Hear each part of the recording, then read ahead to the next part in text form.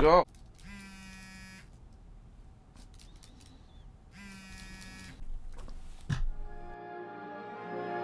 Steven Spielberg wants me to demo for something. Oh, That's enough of that, obviously. So here we are. You have just gotten asked to do a demo on a project. So what do we do?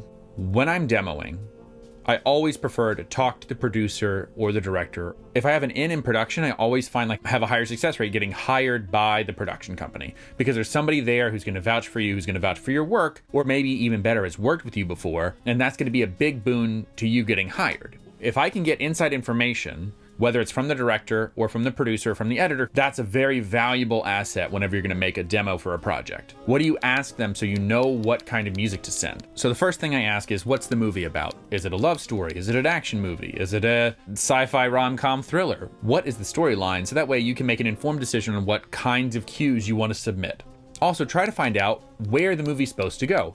If it's supposed to go to TV or streaming or a festival or theatrical release, where is it going? Because that might also inform what style of music the movie would need. Lastly, I like to find out, if I'm talking directly to those key creatives, is what kind of music are they into? Do they love thematic material from John Williams? Do they love newer indie stuff? Do they love atmospheric pads? Do they love degrading tape loops? What do they like? And that might allow you to get an insight into the kinds of things you might want to submit.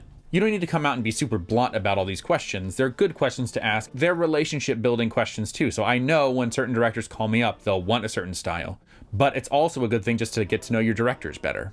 Once you have a handle on the styles of music you think might go in this movie, now you can start assembling something to send them.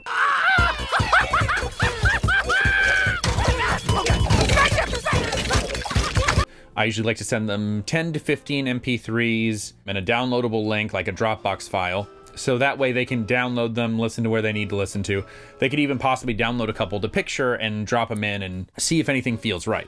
Inside those 10 to 15 tracks, try to make sure that there's a good flow to them. You don't have too many action cues or too many romance cues or too many of any one style. Go through them and try to order them how you think you want the directors to listen to them. Don't think they're going to listen to all of them. If there is a track that you want specifically heard, make sure it's at the top of the list. Those are the ones they're going to hear first. I actually put numbers in them so that way in the folder it always shows up in numerical order, because they may not get through all 10. If they don't like your first 2 or first 3, they may not listen to all of them. Or they may just bounce around and hit a couple sections in it. There's also a possibility that you don't have enough tracks in the genre they're looking for to send 10 tracks. In that case, I either send all the ones I have and then let them know, hey, I haven't done a lot in that style. Or if I really want the project, if the project is big enough, I'll actually go and write new tracks depending on how much time I have. So if I have 5 days to assemble a demo and I have 6 tracks in the genre they want, and then I go, okay, well, I could make 4 more that are all 30 seconds to a minute long, I'll go ahead and do it. Don't be afraid to edit existing tracks either. If this cue is supposed to be an action cue and the first opening section is long held notes, get to the part you want the director to hear immediately. So that way they go, okay, here's an action cue, here's an action cue, here's a love cue. Listen to 10 seconds. If it's still interesting, listen to another 10 seconds, another 10 seconds, until it starts rehashing the same material, and then you can safely assume they're gonna jump to the next track, because they don't have a ton of time. Excuse me, Spellman's in Atlanta too.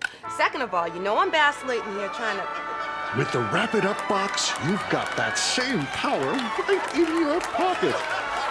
So then I just... They just want to know if you even work for them, if the genres that you're working for will even work. That they're just checking to see, okay, I can work with this person or not. Don't be afraid of going into old projects that maybe were kind of recent that sort of match what you want and editing them, like actually going in, changing out instruments, changing out parts to match what is needed.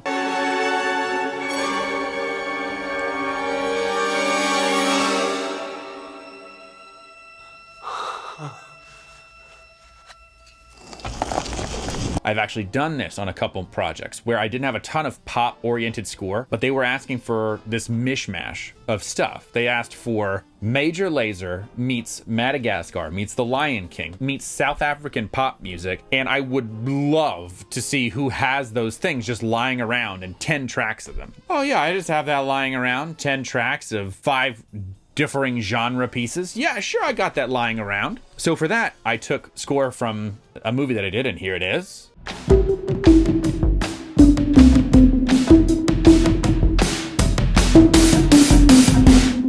And then I added African elements to achieve this.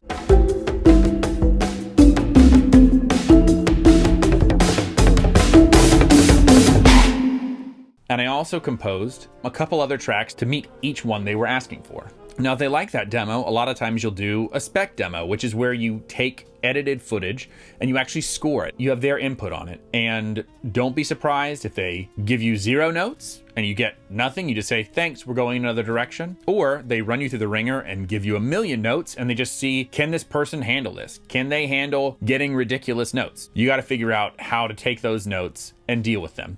I always offer, I'll do a spec demo for you, especially if you don't have the material. Always offer to do that, because custom music for their piece is a lot more powerful than here's 10 tracks from some random assembly of movies that hopefully they kind of meet their expectation. Custom music will always be better for them. It's so much more powerful that they're seeing music to their own product versus just random things. They lose no money by saying, you know, that would be great. If you could do that and get it back to us in 3 days, sure, we'd love to see it. Remember, this is a time the key creatives are using to size you up. Do I want to work with this person? Do they have the right musical skills? Can they achieve the sound I want with? Are they open to collaboration? And you're doing the same thing. You're saying, do I want to work with these people? Do I want to continue my career with these people? And people respond to the fact that you want to be part of the team and wants to go the extra mile for our project. So I really appreciate you taking this time out of your busy writing schedule and watching this video. If you have anything that you're curious about and insights into the composing world, please feel free to ask, because I'm also always looking for more content to make. I'll let you get back to your writing, and we'll talk soon. Thanks.